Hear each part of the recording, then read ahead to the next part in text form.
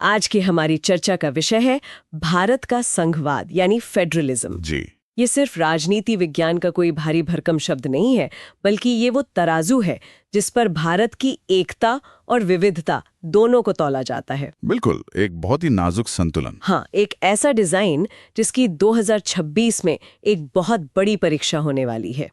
आज हम इसी संतुलन को समझने की कोशिश करेंगे कि ये संघीय ढांचा आखिर है क्या, समय के साथ कैसे बदला है, और ये जो आने वाले राज्यों के चुनाव हैं वो इसके भविष्य के लिए इतने जरूरी क्यों हैं। हमारे पास जो जानकारी है वो इस जटिल विषय को तस्वीरों और कुछ बहुत ही मजबूत तथ्यों के जरिए सामने रखती है। तो चलिए इस गुत्थी को सुलझाते हैं। बिल्कुल। और इस चर्चा की शुरुआत हमें करनी चाहिए संविधान की उस मूल भावना से जहां ये सब शुरू हुआ। भारत का संविधान देश को राज्यों के संघ या यूनियन ऑफ स्टेट्स के रूप में परिभाषित करता है। हाँ, ये बहुत अहम है। जी।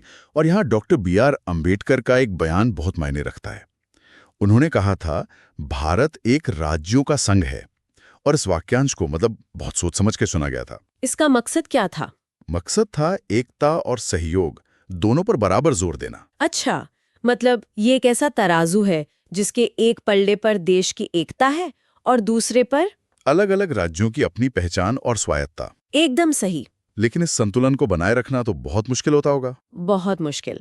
और इसी संतुलन को साधने के लिए संविधान में शक्तियों का एक बहुत ही कह सकते साफ बंटवारा किया गया। इसे हम 3 सूचियों के तौर पर जानते हैं। हाँ, ये तो हमने स्कूल में भी पढ़ा है, संघ सूची, राज्य सूची और समवर्ती सूची। लेकिन क्या ये बंटवारा असल में इतना सीधा साधा है? क्योंकि अक्सर तो यही सुनने में आता है कि केंद्र का पल्ला हमेशा भारी रहता है। विदेश मामले, रेलवे, इन पर सिर्फ केंद्र सरकार कानून बना सकती है। ठीक है। फिर आती है राज्य सूची। इसमें पुलिस, कृषि, स्वास्थ्य जैसे स्थानीय विषय हैं जो पूरी तरह से राज्यों के अधिकार में हैं। और तीसरी है समवर्ती सूची, जहां दोनों की जिम्मेदारी है। जी, जैसे शिक्षा और वन, जहां केंद्र और राज्य दोनों की साझा जिम्मेदारी होती है। लेकिन फिर वो टकराव वाली बात, अगर दोनों एक ही विषय पर कानून बना दें तो क्या होता है? उस स्थिति में केंद्र का कानूनी मान्य होता है। और यहीं से वो बात शुरू होती है जो आपने कही कि केंद्र का पल्ला भारी क्यों रहता है। अच्छा। इसके अलावा संविधान में कुछ ऐसे प्रावधान भी हैं जो केंद्र को ज्यादा ताकत देते हैं, जैसे अनुच्छेद 356, राष्ट्रपति शासन वाला। बिल्कुल, जिसके तहत किसी राज्य में राष्ट्रपति शासन लगाया जा सकता है। या फिर वित्तीय मामलों में जहां राज्यों की निर्भरता केंद्र पर काफी ज्यादा होती है। पर इसे संतुलित करने के लिए भी तो कुछ होगा। हाँ, बिल्कुल है। इस ताकत को संतुलित करने के लिए अंतर्राज्य परिषद और वित्त आयोग जैसी संस्थाएं भी बनाई गई हैं, जिनका काम केंद्र और राज्यों के बीच समन्वय और संसाधनों का निष्पक्ष बंटवारा सुनिश्चित करना है। तो सत्ता का ये तराजू संविधान ने तो बना दिया, लेकिन जैसा कि इन रिपोर्ट्स को देखने पर एक पैटर्न साफ नजर आता है, ये संतुलन हमेशा एक जैसा नहीं रहा है। ये समय के साथ कभी इस तरफ झुका है तो कभी उस तरफ। बिल्कुल। अगर हम 1950 से लेकर 1980 के दशक तक का दौर देखें तो ये ज्यादातर एक पार्टी यानी कांग्रेस के दबदबे का समय था। हाँ, तब केंद्र में भी और ज्यादातर राज्यों में भी एक ही पार्टी की सरकार होती थी। बिल्कुल। इसका नतीजा ये हुआ कि सत्ता का झुकाव साफ तौर पर केंद्र की तरफ था। हम इसे केंद्रीकृत दौर कह सकते हैं, जहां राज्यों की अपनी आवाज थोड़ी दबी हुई थी। लेकिन फिर 80 के दशक के बाद से कहानी बदलनी शुरू हुई। यहाँ से चीजें दिलचस्प हो जाती हैं। हाँ, 80 और 90 के दशक में एक बहुत बड़ा बदलाव आया। क्षेत्रीय दलों का उदय हुआ। अलग अलग राज्यों में मजबूत स्थानीय नेता उभरे। जी, जो अपनी क्षेत्रीय पहचान और जरूरतों की बात कर रहे थे। और केंद्र में गठबंधन सरकारों का दौर शुरू हो गया। मतलब अब केंद्र की सरकार को राज्यों के इन छोटे छोटे दलों के समर्थन की जरूरत पड़ने लगी। एकदम। और इसका असर ये हुआ कि जो राज्य पहले सिर्फ केंद्र के निर्देशों का पालन करते थे, अब वो राष्ट्रीय नीति निर्धारण में अपनी शर्तें रखने लगे। सत्ता का जो तराजू पहले पूरी तरह केंद्र की तरफ झुका था, वो अब थोड़ा राज्यों की ओर झुकने लगा। और फिर 21वीं सदी आई। सही कहा आपने। और 21वीं सदी में इसी विचार को सहकारी और प्रतिस्पर्धी संघवाद का नाम दिया गया। नीति आयोग जैसी संस्थाओं का गठन इसी सोच के साथ किया गया था कि केंद्र और राज्य एक टीम की तरह काम करें और साथ ही विकास के लिए एक दूसरे से एक स्वस्थ प्रतियोगिता भी करें। जी। लेकिन जो हालिया विश्लेषण सामने आ रहे हैं वे एक अलग ही प्रवृत्ति की ओर इशारा करते हैं। पिछले कुछ सालों में केंद्र में एक पार्टी के पूर्ण बहुमत में आने के बाद वो केंद्रीकरण की तरफ वापसी के संकेत दिख रहे हैं। मतलब वो तराजू एक बार फिर से केंद्र की ओर झुक रहा है। ऐसा लगता है, और शायद यही आज केंद्र और राज्य के रिश्तों में बढ़ते तनाव का एक मुख्य कारण भी है। और इसी तनाव की असली परीक्षा शायद 2026 में होने वाली है। जो रिपोर्ट्स हम देख रहे हैं वे से 2026 की मध्यावधि महापरीक्षा कह रही हैं। ये सिर्फ कुछ राज्यों के चुनाव से कहीं ज्यादा है। हाँ, ये 5 प्रमुख राज्यों के चुनाव हैं: असम, पश्चिम बंगाल, पुडुचेरी, तमिलनाडु और केरल। इनका समय बहुत महत्वपूर्ण है क्योंकि ये 2024 और 2029 के लोकसभा चुनावों के ठीक बीच में है। और ये कोई छोटे मोटे राज्य भी नहीं है। अगर हम इनकी आबादी को मिला दें तो ये भारत की कुल जनसंख्या का लगभग 17% हिस्सा है। बहुत बड़ी संख्या है ये। हाँ, लेकिन जो बात इन चुनावों को और भी दिलचस्प बनाती है वो ये है कि ये राज्य देश के उन कुछ आखिरी चुनावी मैदानों में से हैं जहां राष्ट्रीय स्तर पर दबदबा रखने वाली पार्टी यानी भाजपा को एक बहुत मजबूत क्षेत्रीय विपक्ष का सामना करना पड़ता है। और ये लड़ाई सिर्फ पार्टियों के बीच की नहीं है, ये 2 अलग-अलग विचारधाराओं की लड़ाई है। कैसे? देखिए, एक तरफ हमारे पास 6 राष्ट्रीय दल हैं, जैसे BJP, Congress, AAP, BSP, CPIM और एनपीपी।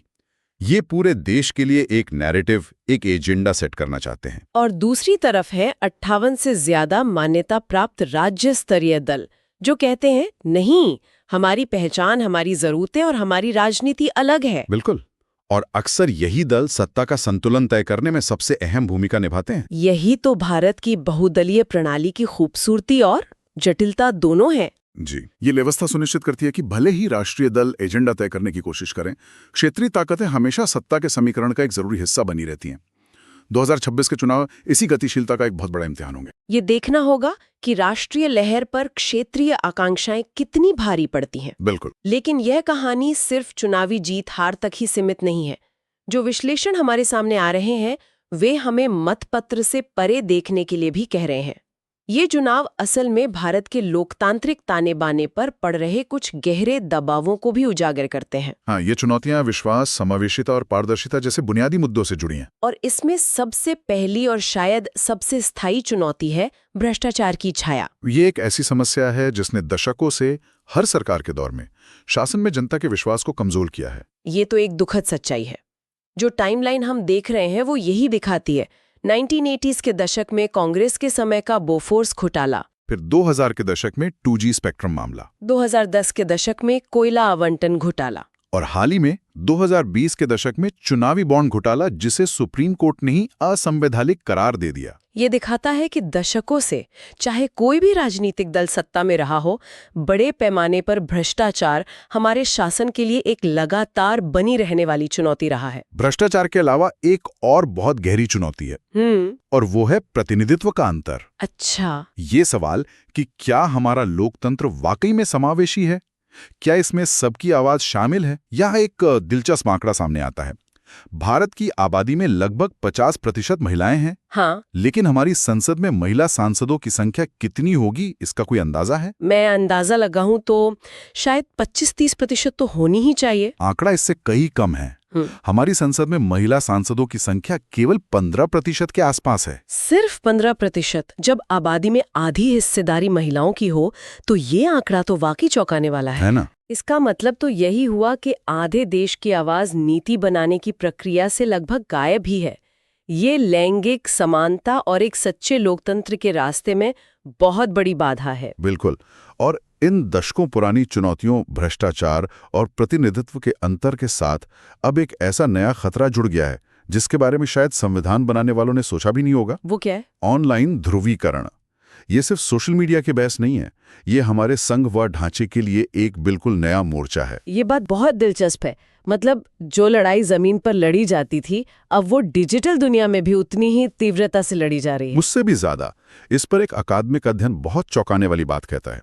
यह अध्ययन ऑनलाइन राजनीतिक चर्चाओं का विश्लेषण करता है। और क्या पता चला उसमें? ये बताता है कि वामपंथी यानी लेफ्ट विचारधारा वाले उपयोगकर्ताओं को दक्षिणपंथी और मध्यमार्गी उपयोगकर्ताओं की तुलना में सांख्यिकीय रूप से कहीं ज्यादा जहरीली यानी टॉक्सिक प्रतिक्रियाओं का सामना करना पड़ता है। यहाँ पे ये साफ करना बहुत जरूरी है कि ये विश्लेषण किसी एक पक्ष को सही या गलत नहीं ठहरा रहा। नहीं, बिल्कुल नहीं। ये बस ऑनलाइन व्यवहार के एक पैटर्न को डेटा के माध्यम से सामने रख रहा है। आपने एकदम सही कहा।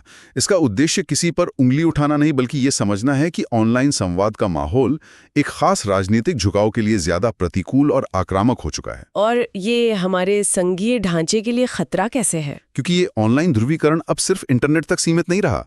ये हमारी राजनीतिक बहसों को आकार दे रहा है, लोगों की राय को प्रभावित कर रहा है, और ये लोगों को वैचारिक आधार पर पहले से कहीं ज्यादा सख्ती से बांट रहा है। ये राज्यों और केंद्र के बीच के मतभेदों को और गहरा कर सकता है। तो ये तो बहुत गंभीर चुनौतियां हैं।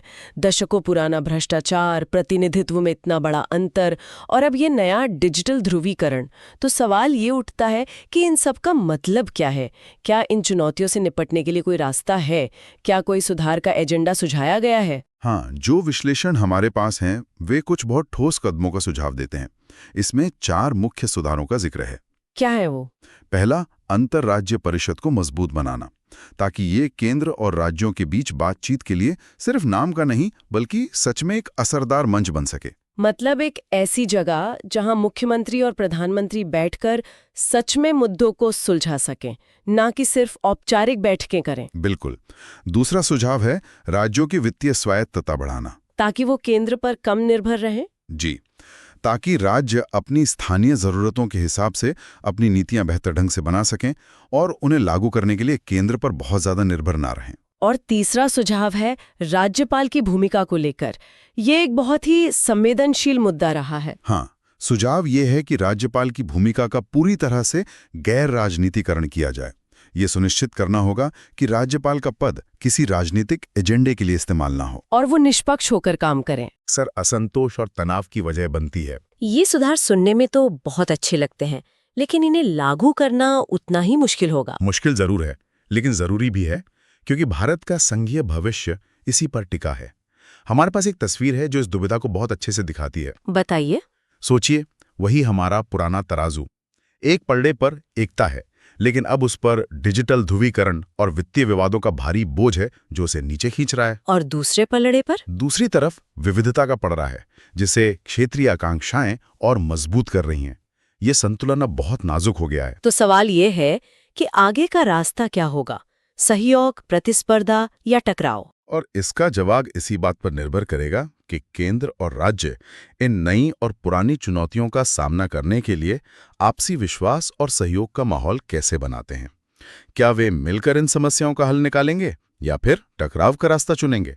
भारत के संघवाद का भविष्य इसी एक सवाल के जवाब में छिपा है। तो आज की इस पूरी बातचीत से ये तो साफ है कि भारत का संघवाद एक बहुत ही अहम मोड़ पर खड़ा है। इसमें कोई शक नहीं। 2026 के चुनाव सिर्फ कुछ राज्यों के चुनाव नहीं है, बल्कि ये केंद्रीय सत्ता की महत्वाकांक्षाओं और क्षेत्रीय आकांक्षाओं के बीच संतुलन की एक बड़ी परीक्षा है। और ये सब कुछ हो रहा है उन गहरी चुनौतियों के बीच जिनकी हमने बात की। हाँ, भ्रष्टाचार की स्थायी छाया, प्रतिनिधित्व के गहरे अंतर और डिजिटल युग के नए ध्रुवीकरण जैसी गंभीर चुनौतियों के बीच। बिल्कुल।